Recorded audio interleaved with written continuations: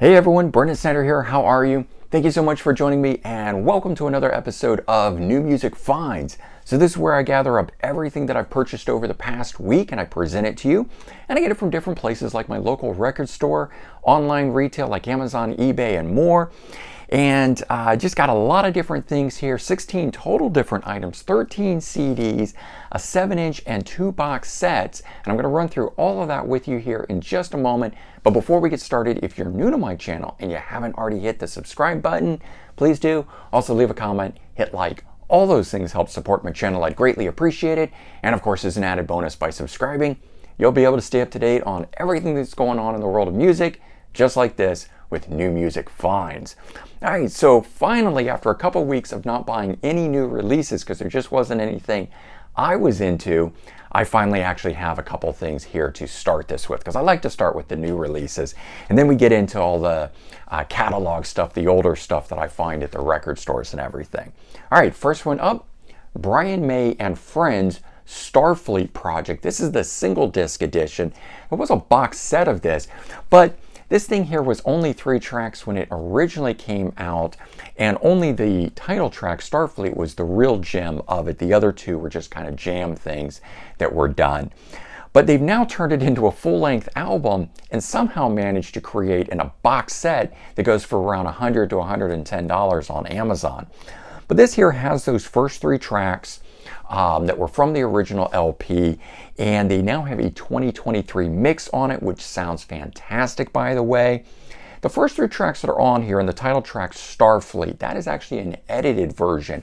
Very end of the album, the 9th track that's on here is the full-length version, which is far better than the edited one, just for all the cool guitar noodling and stuff like that.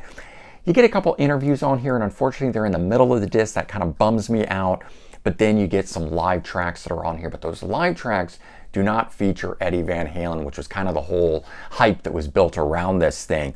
They're from 1993. They're great tracks, but it's not from the same era as this. So really, in the end of the day, it's still just those 3 tracks that are on here. But they are a 2023 remix version of it. So even if you own the LP, or like me, you had a bootleg CD of the thing, this is still something new for you. So that's kind of cool.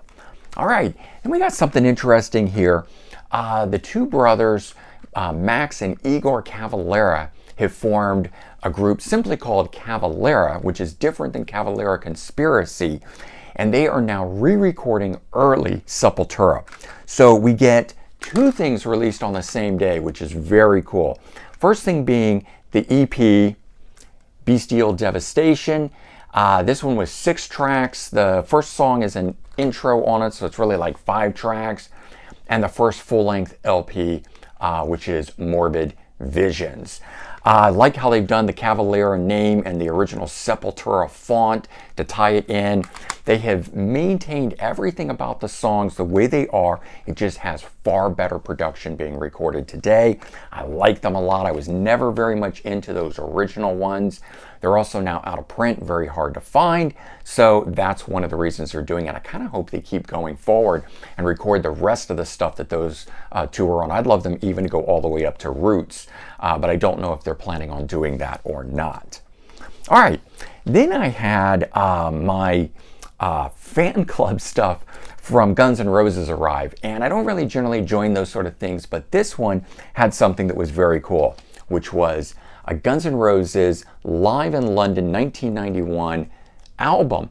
Now, there's only 6 tracks listed on this, but it's actually 43 minutes long. And I don't know if this is the entire performance, if they were on a festival, or there were more songs and this is just edited down. But the songs flow like they are one continuous performance on here. And as I said, there's only 6, but some of these have multiple things. So on the song Civil War, there's also Voodoo Child's Slight Return that he jams on. On number 5 for Knockin' on Heaven's Door, there's a bit of Only Women Bleed from Alice Cooper. So you get a little bit of extra bonus stuff thrown in. But this is only available through the fan club, so if you're a Guns N' Roses fanatic like me, then you have to shell out for this. Fan club, I think, was $50, so ultimately I'm paying $50 to get a CD, but I'm a huge Guns N' Roses fan, so I'm okay with that. All right, so quality recording is excellent in terms of its sound and all of that sort of stuff. But as we know, Axl isn't the greatest live vocalist. His voice sounds very worn here. I don't know how much he had sung already before this. It's very gravelly at times, and other times it sounds great. Oh, another cool key point about this is Izzy Stradlin is with them still at this time, playing guitar. So that was cool. Now, I don't recall if this was part of the fan club thing, so I wasn't expecting this when it arrived, but I got the Hard School 7-inch thrown in with it. Part of that is cool because of the 2 live tracks. So one of the new songs that they had done, Absurd, and there's a studio version of that, is a live version on here. Plus we get Shadow of Your Love live, which never really performed a lot until they added it to the box set version of Appetite for Destruction. But to get those on here, it's kind of like getting extra new material. Plus, this is their website only exclusive fan club. The fan club is called Night Train, so it's a clear edition. So that's kind of cool, and came with a sticker, so that was also nice. I do have the CD version of this, but the tracks that are on this are the 2 new ones, Hard School and Absurd Studio. So I'm glad to get a studio of that, and then you get Don't Cry live and You're Crazy live. So the 7-inch was nice because it came with those 2 live tracks that aren't on here. I kind of wish they would combine all of this and put out an album's worth of that, but it's Guns N' Roses. What are you going to do? Okay, got a couple box sets too. I got a Ken Hensley box set that has some early solo material, starting with his first solo album on here, which is Proud Words on a Dusty Shelf. Then we have Eager to Please. Proud Words on a Dusty Shelf was 1973, and then Eager to Please was 1975. And during these times, he's, with Uriah Heep and different groups and stuff. And then in 1981, he released Free Spirit, and I bought it for that one, which is this one right here. It's got a great 80s sound to it. It's a little bit of a disco tinge with the bass playing on it, but I love that. There's also a DVD in here, so you get 4 things as part of that box set. That was a nice one. And this one was actually a new release from last week that I didn't opt to buy until I did one of my What Just Dropped, and I found it, and I didn't even know this was coming out. So Axe, the albums, and it spans from 79 to 83, their original run as a band. And then someone had commented and said, that this came out in 2002, he already owned it from Deadline, and I didn't know that at the time, but I do see on the back the date is 2022 on here. I don't know if I said 2002 just a minute ago, but 2022 is what I meant.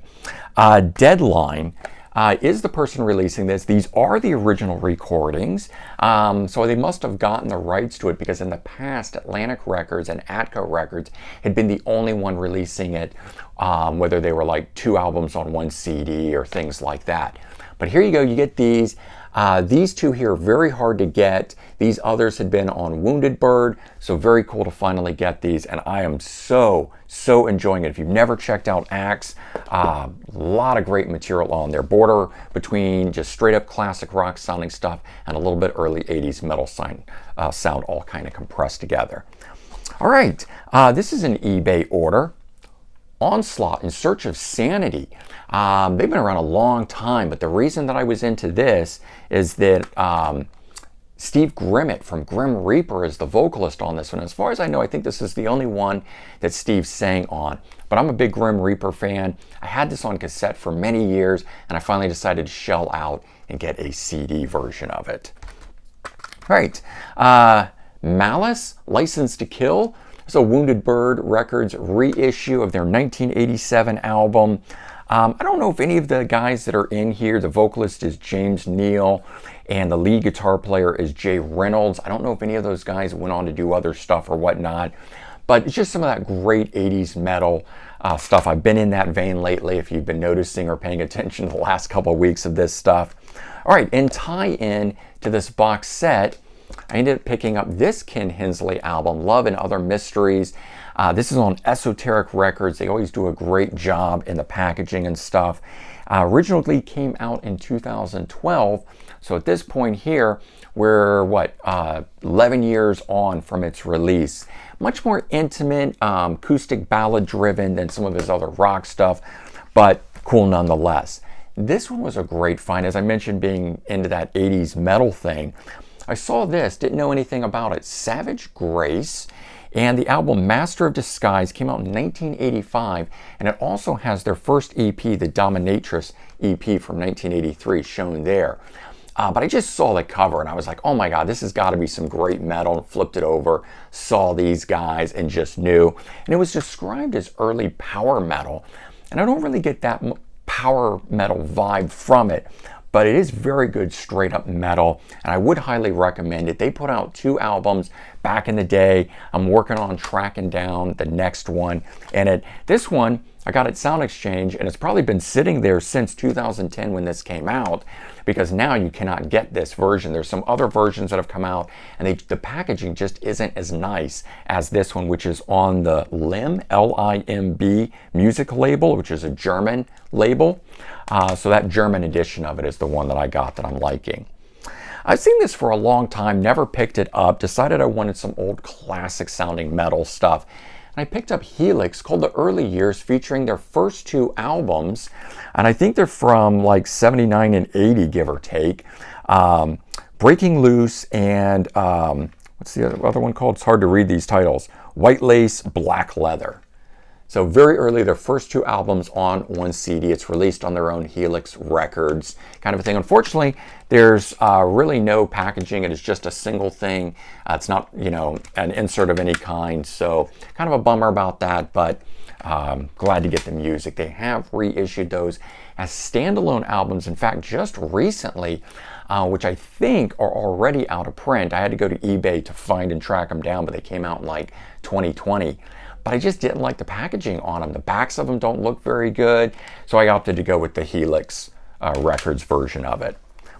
All right, I decided to give a chance to Moxie. Picked up their second one here during a visit to Sound Exchange and fell in love with this album. It's so good. I mentioned before during New Music Now when I just got this stuff, and if you didn't catch that, check out Midnight Flight from this album and see if you don't agree that they're really great. But I ordered these 2, the debut album and the 3rd album. So now, there we go. We've got all 3 of the Moxie albums that feature the original vocalist Buzz Sherman. I've got the rest of the Moxie catalog as well, but really enjoying that. Just only ever had a best of from that early stuff and was in the mood for some great classic 70s sounding rock. They start in 75 and I think go through 77, so it's right in that time frame. They're a Canadian band, described as the Canadian Led Zeppelin, and I don't really hear it much on the later albums, but on the debut album, I will say I do hear a lot of Led Zeppelin influence or styling on here, and not in a bad way. It's definitely their own sound, but if you want something that's kind of Led Zeppelin style, try this debut Moxie album. It's very good. It's got those acoustic instrumental intro parts that then kick into really heavy rock and stuff, and it's just got some cool grooves and riffs and things like that. All right, and the last thing, picked up some Frank Zappa. I know a bunch of you Zappa fans out there all the time, hardcore fans. This is Shut Up and Play Your Guitar, but it's all 3 of the albums. So the original one, which was simply called that, then it was Shut Up and Play Your Guitar Some More, and then Return of Son of Shut Up and Play Your Guitar. So released 3 albums, but they've been combined into this one double CD package. It's on the Zappa Records label. I've always really enjoyed cool instrumental guitar, of which Frank Zappa does some amazing stuff, but that sort of satirical comedy style lyrics that he does, while interesting sometimes, I like my music to be more serious than that. And so I don't always get into the lyrics and stuff. And when I found out that he's got an album of all instrumental stuff, I thought there's my chance to really enjoy some Frank Zappa. So I picked that up. I do have the Grand Wazoo, and I've got one called Strictly Commercial, which is supposed to be a best of. It's got a bunch of single cuts and stuff like it on there. So I do have some other Zappa in my collection, and I'm slowly branching out. I'm going to pick up Hot Rats, but for now at least, I've added a 3rd one in for all you Zappa fans out there. And there you go. That's 16 different things that I picked up this past week. I've really been enjoying this stuff. So into this Axe box set. Highly recommend that. Would also recommend if you're into some good early 80s metal, Savage Grace. And if you just want some good classic rock, don't forget, check out Moxie. All right, guys. Take care. Have a good one, and I'll talk to you soon. Bye, everyone.